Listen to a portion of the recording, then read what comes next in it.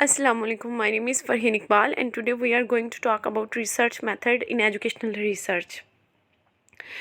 कि हम research method को किस तरह से स्टडी करते हैं। रिसर्च री मतलब दोबारा से और सर्च मीन दोबारा से हम फाइंडिंग्स को देखते हैं। तो रिसर्च की definition, research is the systemise effort to gain new knowledge.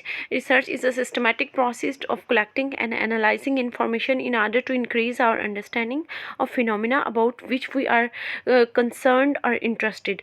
यानी रिसर्च जो होती है वो एक सिस्टमैटिक प्रोसेस होता है, यानी हम स्टेप बाय स्टेप चीज़ों को फॉलो करते हैं। सबसे पहले हमारे पास क्या होता है, हमारे पास ऑब्जेक्टिव्स होते हैं, हाइपोथेसिस होते हैं, रिसर्च क्वेश्चंस होते हैं। उसके बाद हमारे पास डाटा कलेक्शन टेक्निक होती है, एनालाइज करते हैं, फिर हम फाइंडिंग्स तक पहुंचते हैं।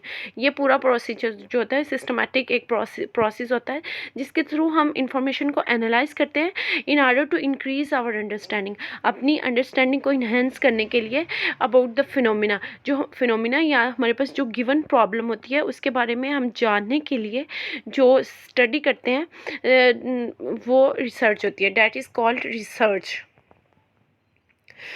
अब यहाँ पे I will definitely give you an example कि रिसर्च किस तरह से वर्क करती है। अब अगर हम साइकोलॉजी में देखें, साइकोलॉजी में हम ट्रेडिशनल अप्रोच पे थे।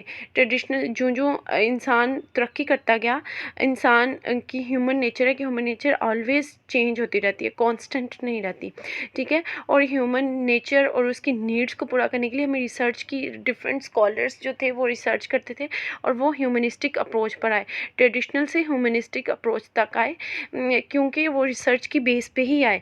क्योंकि इंसान की जो नीड होती है उसको पूरा करने के लिए, उसके नॉलेज को फुलफ़िल करने के लिए रिसर्च की ज़रूरत होती है। और रिसर्च का पर्पज़ यही है कि वो हमारी अंडरस्टैंडिंग को इन्हेंस करता है, एक्सपीरियंस को फ्लरिश करता है और इसके अलावा प्रॉब्लम्स के सॉल्यूशन के बारे में मतलब जानने के का मौका मिलता है, ठीक है। अब जो ऑब्जेक्टिव होता है रिसर्च का वो यही होता है, जिस तरह discover the answer through the application of scientific process and familiarity with the phenomena. और हमें उस टॉपिक के बारे में या एग्जिस्टिंग प्रॉब्लम के बारे में जानने का मौका मिलता है। और एक अदर जो है वो ऑब्जेक्टिव जो है वो टू अचीव न्यू नॉलेज और इंसाइट इनटू इट, हमें उस टॉपिक के बारे में जान now here another one thing which is very important कि एजुकेशनल रिसर्च में 4 चीज़ें बहुत मैटर करती हैं: ऑब्जेक्टिविटी, सब्जेक्टिविटी, वैलिडिटी और लाइबिलिटी। ऑब्जेक्टिविटी क्या होती है कि जब कोई रिसर्चर रिसर्च कर रहा होता है तो उसकी फाइंडिंग्स में अपनी बायसनेस जो होती है वो शामिल नहीं होनी चाहिए, ठीक है।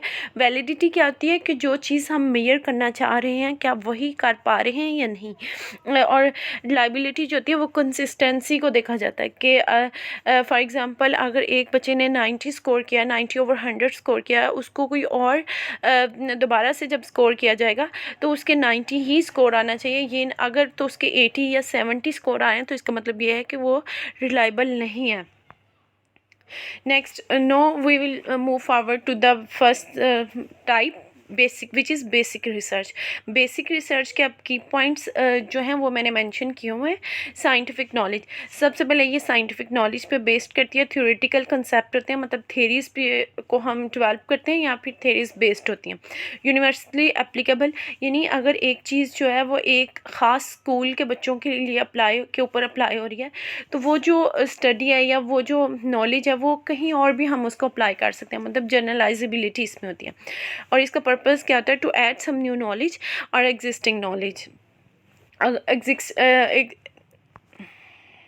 सेकंड जो है वो अप्लाइड रिसर्च है। अप्लाइड रिसर्च के अब की पॉइंट्स क्या हैं? Solve specific problem, practical research होती है, इसमें हमारे पास एक प्रैक्टिकल काम वर्क करते हैं, मतलब फील्ड वर्क होता है। लिमिटेड रिसर्च होती है, टेक्नोलॉजी के बारे में और एजुकेशनल पॉलिसीज़, एवेल्यूशन सिस्टम और स्कूल मैनेजमेंट के बारे में ये जो है रिसर्च होती है वो बहुत काम आती है। And action research is also part of applied research.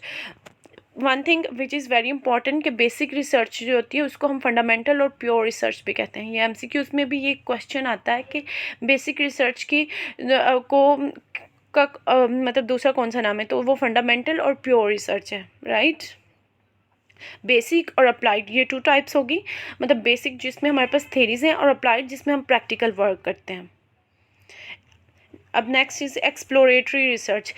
इसमें हमारे पास एम्बिग्यूस प्रॉब्लम होती है। To explore something new does not provide a final conclusion, no previous research. इसमें कोई हमारे पास प्रीवियस रिसर्च नहीं होती, इसलिए इसको हम एक्सप्लोरेटरी नाम है, एक्सप्लोर करते हैं समथिंग न्यू। और ये ज़्यादातर कहाँ पे होती है? मेडिसिन और ड्रग्स पे, क्योंकि अगर एक मेडिसिन न्यू आई है मार्केट में तो उसके ऊपर जो रिसर्च होगी वो एक्सप्लोरेटरी होगी। Descriptive research, awareness of the problem, statistical research. इसमें हमारे पास स्टैटिस्टिकल डाटा होता है जिसको हम एनालाइज करते हैं और फिर हम फाइंडिंग्स के थ्रू कंक्लूजन तक पहुंचते हैं, ठीक है। No control of variable, researcher का कोई कंट्रोल नहीं होता वेरिएबल्स पे। इसमें जो मेथड्स यूज़ कर सकते हैं वो है सर्वे, केस स्टडी, ऑब्जर्वेशन मेथड्स। सर्वे जो होता है, जिस तरह मतलब अगर अपने ज़्यादा लोगों से डिफरेंट लोगों के ओपिनियंस जाने तो फिर सर्वे। केस स्टडी में क्या होता है कि एक सिंगल इंसान की हम हिस्ट्री को पढ़ते हैं और उसको एनालाइज करते हैं। Observation method is a very powerful technique to collect the data in descriptive research. Next is causal research. Causal research, another name is experimental research. And इसमें इसके की पॉइंट्स जो हैं, प्रॉब्लम क्लियरली यहाँ पे, अब यहाँ पे क्या है, क्लियरली डिफाइंड प्रॉब्लम है। कॉज एंड इफेक्ट रिलेशनशिप, यहाँ पे हम रिलेशनशिप को फाइंड आउट करते हैं कि कॉज और इफेक्ट जो है उसके दरमियान क्या रिलेशनशिप है। रिलेशनशिप अगर तो होगा तो स्टडी ठीक होगी, अगर नहीं होगा तो इसका मतलब है कि वहाँ पे नो रिलेशनशिप ना। डिपेंडेंट वेरिएबल और इंडिपेंडेंट, डिपेंडेंट और independent variables is very important. Independent variable जो कि डिपेंड नहीं करता और डिपेंडेंट वेरिएबल जो डिपेंड करता है इंडिपेंडेंट वेरिएबल्स पे। Pattern of relationship with variables, और इसमें स्टडी जो एनालिसिस जो होता है वो स्टडी ऑफ वेरिएबल्स का होता है कि उनका पैटर्न और किस सीक्वेंस से हम किस चीज़ को मेजर करना चाह रहे हैं वो वेरिएबल्स पे डिपेंड करता है। मैनिपुलेशन इसमें वेरी इंपॉर्टेंट है।